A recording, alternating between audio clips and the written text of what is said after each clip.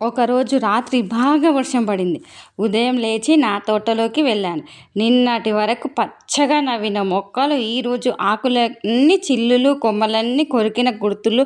మొదట పురుగు అనుకున్నాను, తర్వాత ఎలుక అనుకున్నాను. కానీ అసలు దొంగ ఎవరో తెలుసుకున్నప్పుడు నిజంగానే ఆశ్చర్యపోయినా. చూడండి, అసలు దొంగ ఇది.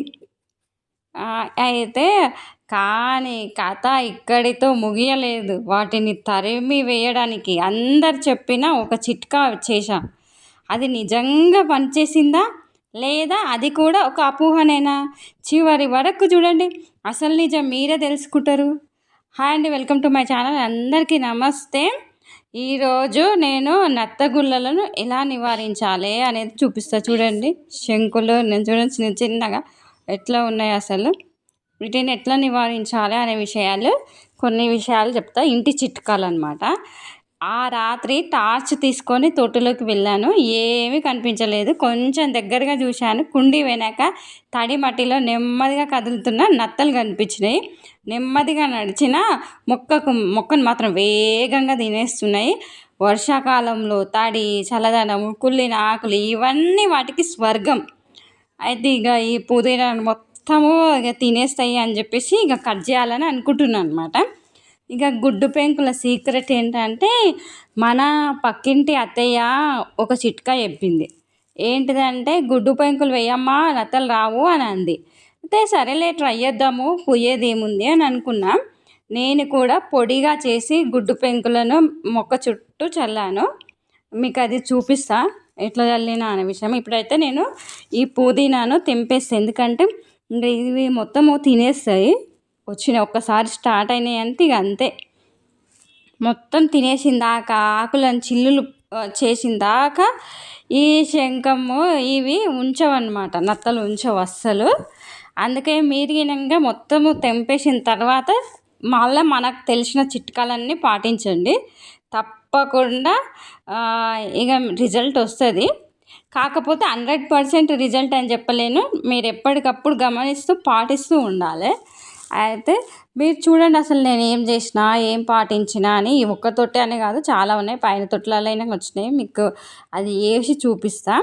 ఇకపోతే ఇంకో ఇట్లా కట్ చేయాలి, హార్వెస్ట్ అనమాట. ఇది కట్ చేయాలి. మంచి పుదీనా వస్తుంది, మా ఇంటికి సరిపడా పుదీనా వస్తుంది అనమాట. మీరు గినంగా మీ ఇంట్లో ఇట్లా చిన్న కుండీలో మీ ఇంటికి సరిపడా పుదీనాను పెంచుకుంటే మీరు మార్కెట్కి వెళ్ళి కొనాల్సిన అవసరం లేదు. ఇంత మంచిగా ఉంది పుదీనా. ఇంతకుముందు తెంపేసినాము, ఇప్పుడు గినంగా తెంపుతున్నాం అనమాట. అయితే ఇంత మంచి పుదీనాను తినడానికి వచ్చినాయి వీటి చుట్టాలు. కానీ ఆ చుట్టాలను తరిమి కొడితేనే మనకు మిగులుతుంది. ఇకపోతే ఇంకా గుడ్డు పెంకులు కొన్నిసార్లు అడ్డంకిలా పనిచేస్తాయి, కానీ అవి ఎలాంటి రిజల్ట్ వస్తాయి అనేది ఇంకా నేను చెప్తా. ఇంకొకటి, నేను ఫస్ట్ స్టార్టింగ్లో చూడండి, వంట సోడా. ఆ వంట సోడా గినంగా చల్లుతారు, కానీ ఎలా చల్లాలి అనే విషయాలు గినంగా నేను చూపిస్తా. ఈ వంట సోడా అనేది అంటే ఉట్టిగానే పోస్తే మట్టిలోని pH మారే అవకాశం ఉంటుంది. అందువల్ల అలా వేయకూడదు. వంట సోడాను డైరెక్ట్ చల్లొద్దు. అయితే చూడండి, ఎంత వచ్చింది పుదీనా. అంత చిన్న కుండీలో ఇంత పుదీనా వచ్చింది.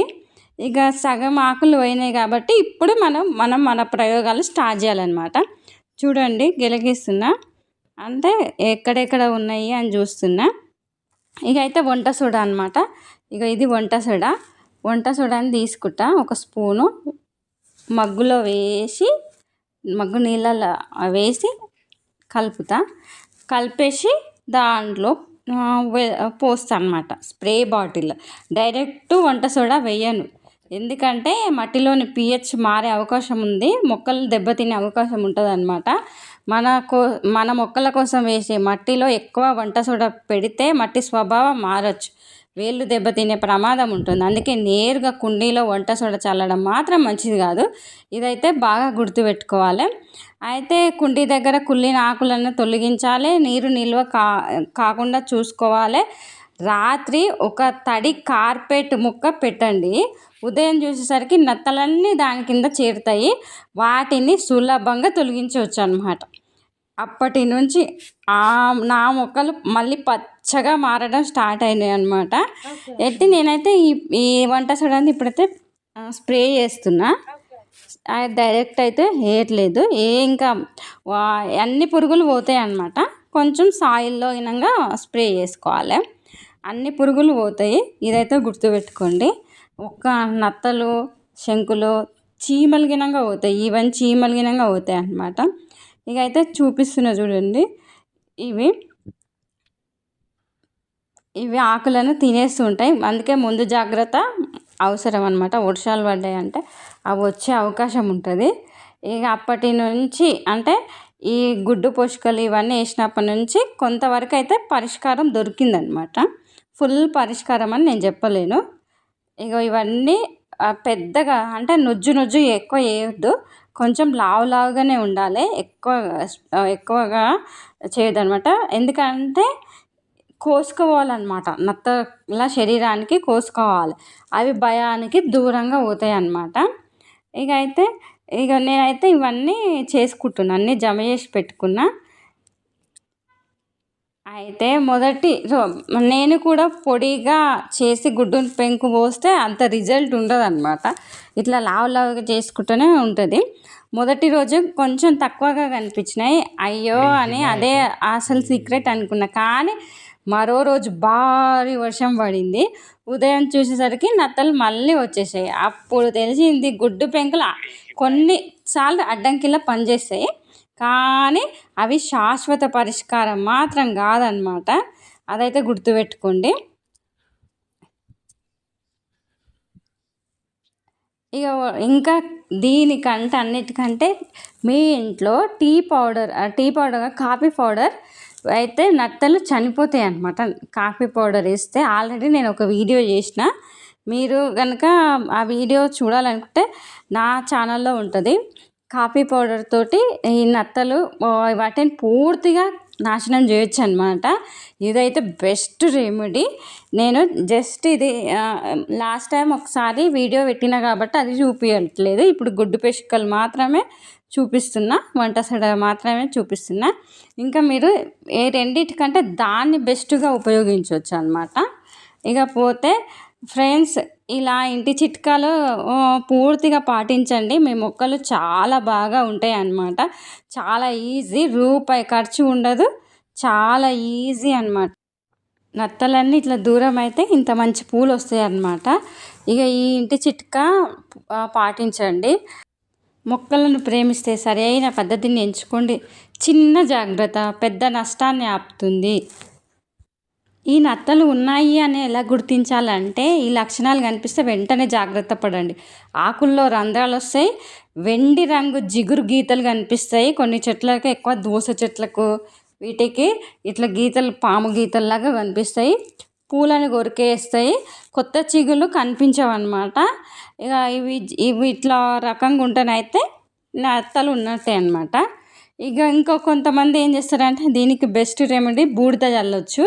బూడిద చల్లితే తొందరగా నివారించబడతాయి.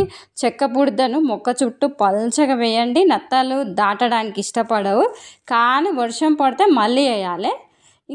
ఇంకా వేప నూనె 5 ml వేప నూనె, 1 లీటర్ నీళ్ళు, కొద్దిగా లిక్విడ్ సోప్ బాగా కలిపి సాయంత్రం స్ప్రే చేయండి. ఇంకా తడి అస్సలు ఉండొద్దు, అవసరానికి మించి నీళ్ళు పోయొద్దు, కుండీలో నీరు నిల్వ ఉండకూడదు. అతి అన్నది అమృతాన్నైనా విషమే చేస్తుంది అనమాట. ఇంకా కలుపు మొక్కలు ఎప్పటికప్పుడు తొలగించాలి. నత్తలు దాక్కునేది కలుపు మొక్కల చాటుకే. ఇక రాళ్ళు, ఎండిన ఆకులు వీటిని శుభ్రం చేయండి. ఇకపోతే రాత్రి అయితే టార్చ్ వేసి చూడండి. ఎందుకంటే అప్పుడే కనిపిస్తాయి కాబట్టి, అప్పుడే ఎక్కువ నత్తలు కనిపిస్తాయి, వెంటనే తొలగించండి. ఇవన్నీ పాటించండి. ఇవన్నీ పాటిస్తే మీ తోటలో అసలు నత్తలు కనిపించవు అన్నమాట. ఈ వీడియో మీకు ఉపయోగపడింది అనుకో, ఒక లైక్ చేయండి. ఇలాంటి మొక్కల రక్షణ చిట్కాల కోసం సబ్స్క్రైబ్ చేసుకోండి. Thank you.